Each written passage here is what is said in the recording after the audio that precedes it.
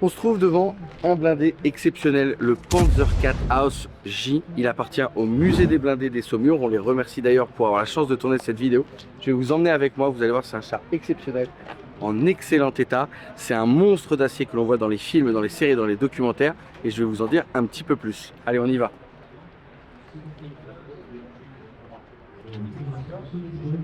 C'est un char qui va être produit à partir de 1936, et ce jusqu'à la fin de la Deuxième Guerre mondiale. Environ 8500 exemplaires vont être produits entre différentes variantes, ce qu'on appelle les Haus, de la A à la J. Ceci est un J, c'est-à-dire un modèle qui a été produit en 1944-1945. Venez, je vais vous montrer l'arrière.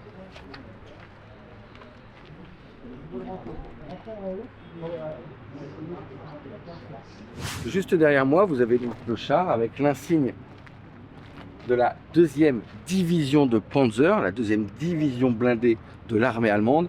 Et juste derrière, il faut imaginer le moteur, un Maybach de 300 chevaux, un V12.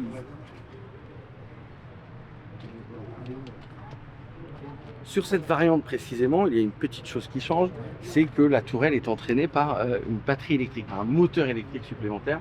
Vous voyez, elle est massive, magnifique.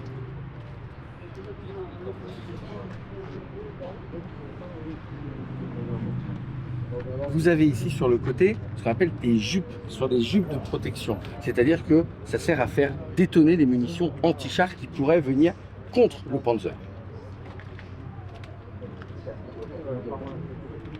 Le char est extrêmement impressionnant. Il est reconnaissable à sa forme très carrée, avec son canon exceptionnel.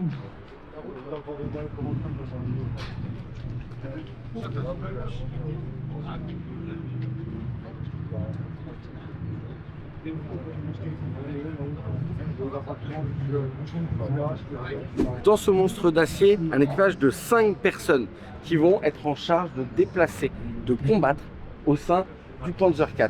Vous avez également une peinture un petit peu particulière, vous voyez, c'est du Zimmerit.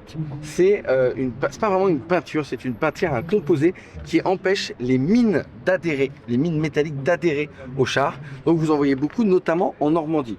Et vous voyez les patins de char, de chenilles, juste ici.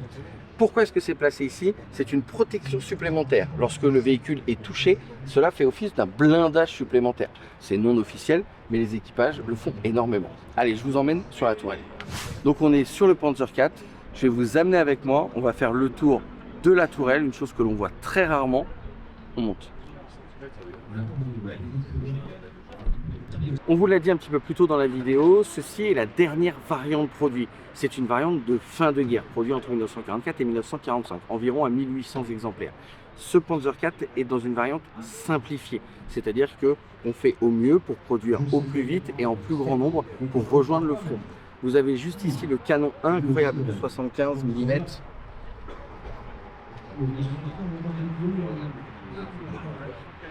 Et vous avez juste au pied du caméraman l'armement secondaire, l'un des armements secondaires.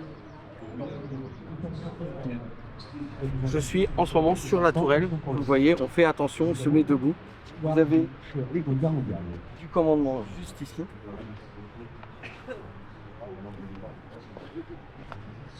Et on s'est notamment ici à Montreux.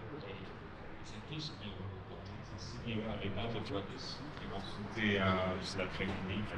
Et vous avez tout autour de la tourelle ces plaques de blindage supplémentaires qu'on a vu en bas. Vous les retrouvez ici, vous les voyez, elles sont juste ici.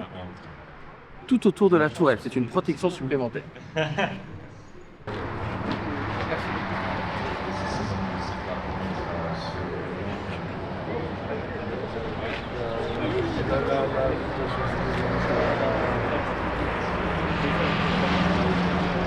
Le Panzer IV pèse 25 tonnes dans cette variante, la variante J.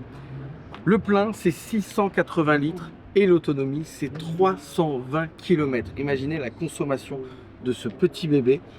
Sur le théâtre d'opération en Normandie, l'essence manque régulièrement aux troupes allemandes.